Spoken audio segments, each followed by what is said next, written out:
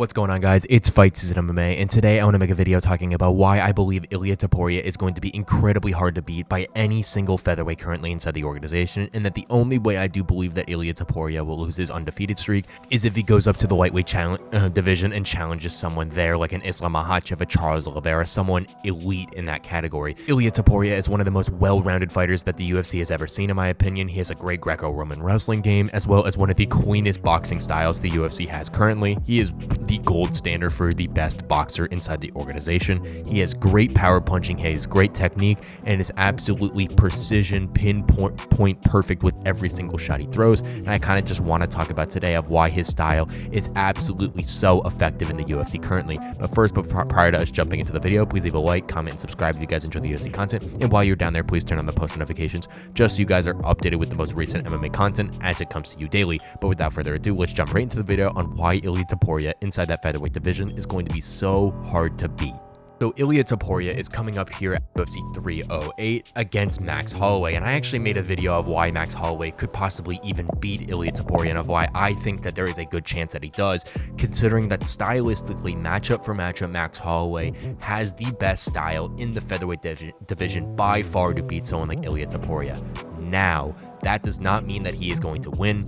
I picked Max Holloway in that video, but every single day that I'm talking about this fight, my decision goes back and forth between one and another. So today I want to highlight why I believe that Ilia Topuria right now could go on the massive run inside the featherweight division and become the greatest UFC featherweight of all time. First thing I want to start with is the unhighlighted game of Ilia Topuria's Greco-Roman wrestling. Ilia's wrestling game is some of the most technical and absolute just best inside the organization currently. He had that fight at UFC 281 282, my fault, against Bryce Mitchell, where he absolutely ragdolled Bryce, who was a great grappler in that UFC featherweight division. Yes, he got knocked out by Josh Emmett his last one, but he has beat someone like Dan Ige. He has gone in a very nice streak inside this UFC division, and he went up against someone like Ilia, who was ragdolling him and throwing him around the octagon. I do think that was a massive statement win for Ilia Topuria, considering that he went there and out-wrestled a wrestler and submitting him by that arm triangle, but Ilia's wrestling is something that he really doesn't have to present that much, and it's something that he can really be able to use to mix up the standing game and the ground game to make it intertwine as one. He took Josh Emmett down in that last part of that fifth round because Josh Emmett was still swinging somehow after getting killed by Ilia Topuria in a 10-7 round in round 4. But Ilia Topuria's cognitive ability, he understood that the shooting at that time was probably the right circumstance when he went down and ultimately got the takedown to make Josh Emmett have to go on the ground and not have that ability to knock him down on feet. Now, Ilia Topuria's wrestling, like I said, it's not highlighted that much because of how good of a striker Ilia Topuria is, and I kind of want to go into a striking game right now. Ilia's boxing is some of the cleanest, crispest boxing the UFC has ever seen. If you've seen Ilia Topuria's pad work prior to this fight with Max Holloway, I know that Joe Rogan was kind of raving about it, and just looking at it, you can see how absolutely technically sound Ilia Topuria is in every single part of his game. In that Alexander Volkanovski fight, he may have lost round 1 in a very close round, might I add, but in that second round, Volkanovski got a little bit too comfortable and Ilia Topuria started enacting his game, cutting off the cage, doing everything perfectly, and ultimately making Volkanovski back himself into a corner and then landing the right overhand right on the jaw to knock him out cold. There was one big thing about Volkanovski: he is an amazing fighter, has some of the best skills in the organization, but doesn't have an iron chin like Max Holloway or a lot of other fighters in that featherweight division. So Topuria knew if he can land one shot on Volkanovski, he would make him go night-night, and that was the ability that he ended up having. Ilia Topuria's boxing is something so good. He might not throw the volume and output that a lot of these guys like Max Holloway, Ilia Topuria, Diego Lopez throw inside that UFC featherweight division, but Ilia's just shot and shot selection is absolutely perfect, especially when you look at some different strikes that he's thrown. That overhand from Volkanovski, like I said, he timed it perfectly. He set up the combination. He was throwing mainly 1 and 2 punch combos, but later in that second round to where he found that shot, he was chaining combos together that were more of the lines of 3, 4, 5 punch combos compared to just a singular 1 or 2 punch combo, which really was throwing Alexander Volkanovski off. Also, Ilia Topuria's footwork that he possesses, it might be very simple. He kind of has this really jagged stance that he keeps his hands up very high, kind of like a very big boxer, and he puts a lot of weight on that front foot of his, but he's still able to kind of shift that weight to be able to throw leg kicks. He's so defensively responsible, which is something that is really hard for him to be able to lose fights, considering that a lot of individuals can't touch him because of how responsible he is, because of keeping his hands up. But Ilia Topuria has the ability to deflect a bunch of shots and come back when you least expect it and throw a massive counter. And I think that is the biggest thing that's going for Topuria. Really, I think Ilia is one of his biggest assets, that in his final thing that I think is going to be super hard to beat of him is his cognitive ability. And I've kind of mentioned it prior in this breakdown, but I do think that Ilia Topuria just has a cognitive edge over a bunch of his different opponents.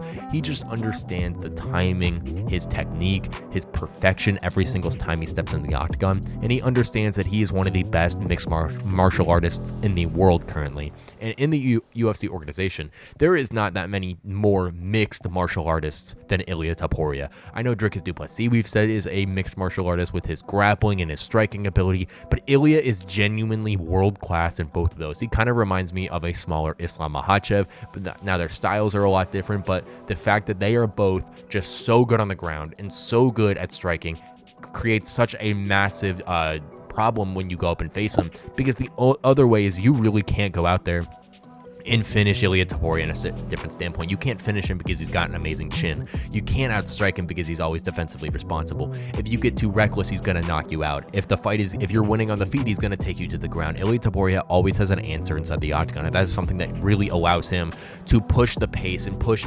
himself above the rest of the competition in the UFC featherweight division, considering that he is such a good, reliable fighter to be able to get the win whenever he needs to, how he always stays poised and focused inside the octagon, of how Ilia Topuria genuinely knows that he is the best featherweight in the world, of how he's going to go in there and possibly beat Max Holloway at UFC 308. Now, like I said, Holloway is probably the hardest fight for him because Holloway has an amazing chin. He throws a lot of output and volume rather than these quality shots, but I do think Ilia Topuria can go in there and just methodically walk him down, piece him up, and maybe even knock out Max Holloway, something that has never been done before, considering that Max Holloway's chin has been a granite, but Ilia Topuria throws bombs, and I do believe that one of those shots will land on Max Holloway's chin, and I just don't know if he's going to be able to take it, considering all the wear and tear on his body, considering that he is one of the greatest featherweights of all time and has been in the UFC since the young age of like 20 years old. Ultimately, Ilia Topuria is one of the best fighters inside that featherweight division, and I think he's a nightmare matchup for every single fighter in that division, considering of how good and how well-rounded he is,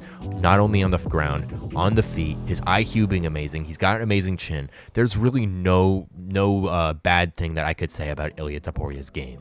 Thank you guys so much for watching this episode of Fight Season MMA, and please let me know what you think down below in the comment section about Ilia Topuria being one of the hardest matchups for every single UFC featherweight. He is the champion for a reason, and I know a lot of people have given him flack for avoiding Max Holloway on the way up, but soon that will not be the case, and I truly do think that he will be able to go through Max Holloway, considering that he is the new generation of fighter in that featherweight division. Ilia Topuria is just so good, and I cannot say it enough. If you've never gone and watched that Josh Emmett performance that he had at UFC Jacksonville, that was one of the best performances put on by a boxer in a display. He absolutely killed Emmett, and that was such a good fight to where Ilia Topuria showed that he is worthy of the title. Next fight went in there and knocked out Alexander Volkanovski and has truly counted all of his stripes as one of the best mixed martial artists currently inside the organization, and let alone the best UFC featherweight right now on the planet.